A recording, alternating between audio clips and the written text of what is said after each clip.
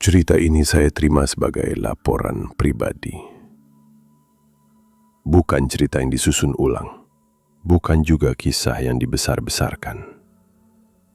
Saya hanya menuliskan kembali urutan kejadian sebagaimana yang saya alami dan sebagaimana yang tercatat di pesan, dokumen, dan satu rekaman yang sampai sekarang masih saya simpan. Beberapa bagian terdengar biasa, bahkan membosankan. Tapi justru di situ masalahnya. Karena sebelum semuanya berubah, tidak ada tanda apapun yang terasa janggal. Saya kerja di bagian administrasi operasional di perusahaan pengiriman barang kecil. Bukan ekspedisi besar. Gudangnya satu. Kantornya nyatu sama gudang. Kalau ada masalah, biasanya orang-orang yang sama juga yang turun tangan. Rutinitas saya itu sebenarnya membosankan. Datang pagi, duduk, nyalain komputer. Di ruangan itu biasanya cuma ada suara kipas angin yang mutarnya sudah nggak stabil. Kadang halus, kadang ada suara gesek kecil, kayak ada bagian yang aus tapi belum sempat diganti. Meja saya dekat pintu gudang. Kalau pintu dibuka, bau kardus langsung masuk. Bau kertas, debu, dan sisa solar dari truk yang baru parkir. Bau itu nggak menyengat, tapi kalau tiap hari tercium, lama-lama nempel. Kerjaan saya catat barang masuk, cocokin alamat, terus hubungi supir. Hampir semuanya lewat WhatsApp. Di tempat saya, WhatsApp itu sudah kayak sistem resmi. Nggak ada aplikasi khusus, nggak ada laporan digital rapi. Kalau ada salah kirim, tinggal kirim foto. Kalau ada komplain, tinggal forward chat. Meja Arman ada di pojok. Biasanya penuh kertas. Bukan rapi, tapi terisi. Ada resi, ada map, ada catatan kecil yang cuma dia yang paham. Hari itu mejanya kosong. Gak dibersihin.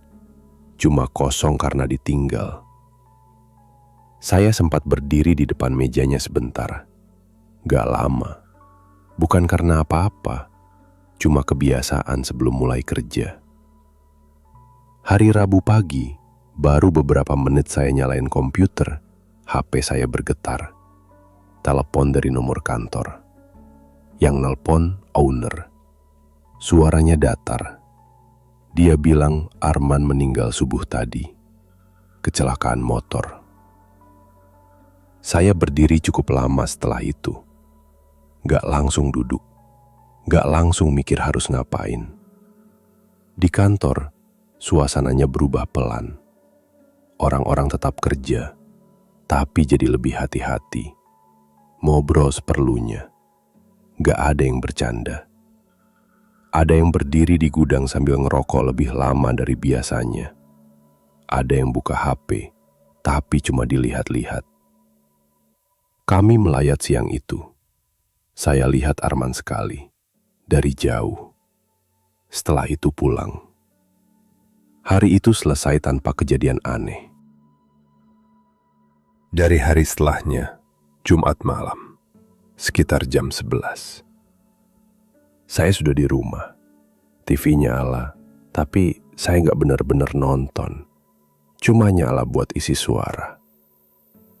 HP saya bergetar. Saya nggak langsung ambil. Biasanya kalau malam, saya nunggu beberapa detik. Bukan karena apa-apa. Kadang cuma pengen tahu apakah notifikasinya bakal bunyi lagi atau enggak.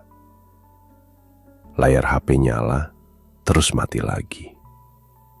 Waktu saya buka, nama yang muncul itu Arman. Saya tutup lagi layarnya. Saya mikir mungkin chat lama. Atau saya salah lihat. Atau mungkin itu grup yang kebetulan namanya mirip. Saya buka lagi. Pesannya baru. Kalau kamu masih pegang HP ini, jawab. Saya pegang HP agak lama sebelum ngetik. Jempol saya berhenti di atas layar. Saya mikir, ini bisa siapa aja. Saudaranya, orang kantor, atau siapapun yang pegang HP-nya sekarang. Saya balas, "Ini siapa?" Centang 2. Balasan datang cepat. "Ini Arman. Aku butuh kamu bantu satu hal." Saya nggak langsung percaya, tapi juga nggak langsung nutup chat itu. Dia nyuruh saya datang ke gudang besok pagi, jam 6 lewat. Ambil map coklat di laci besi bawah mejanya.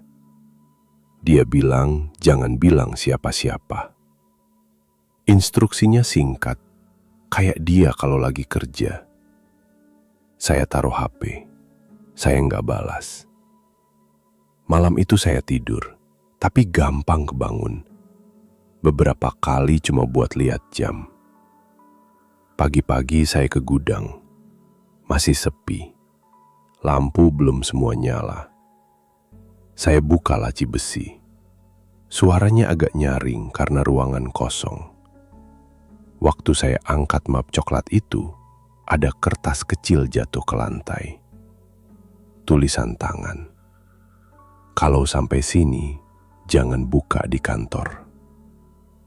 Saya kenal tulisan Arman. Tekanan bolpennya khas. Saya berdiri sebentar sebelum nutup laci. Saya simpan map itu. Saya pulang. Di rumah, saya buka map itu sendirian. Baunya khas. Bau kertas lama yang lama disimpan. Di dalamnya ada amplop putih, agak tebal. Isinya flash disk dan satu lembar catatan. Catatan itu cerita soal pengiriman yang gak pernah masuk data. Barang ada, tapi gak tercatat. Sopir jalan, tapi gak jelas siapa yang nyuruh. Di bagian bawah dia nulis, "Kalau aku kenapa-kenapa, jangan kasih ini ke polisi dulu." Saya lipat lagi kertasnya. Saya buka salah satu video CCTV. Gudang malam hari. Sepi. Ada orang masuk.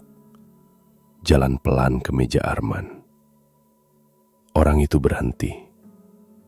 Noleh ke arah kamera. Wajahnya buram. Awalnya saya kira layar laptop saya kotor. Saya lap pakai ujung kaos. Saya putar lagi videonya. Mundurin. Saya ulang beberapa kali. Buramnya tetap di situ. Bukan ketutup bayangan, bukan efek cahaya. Tapi seperti bagian itu memang gak ketangkep. Saya matikan videonya. HP saya bergetar. "Kamu udah lihat?" Beberapa menit kemudian, "Kalau dengar pintu belakang, jangan dicek." Waktu itu belum ada suara apa-apa. Beberapa menit setelahnya, saya dengar gagang pintu ditekan pelan. Saya nggak bergerak. Suara itu berhenti sendiri. HP saya bunyi lagi.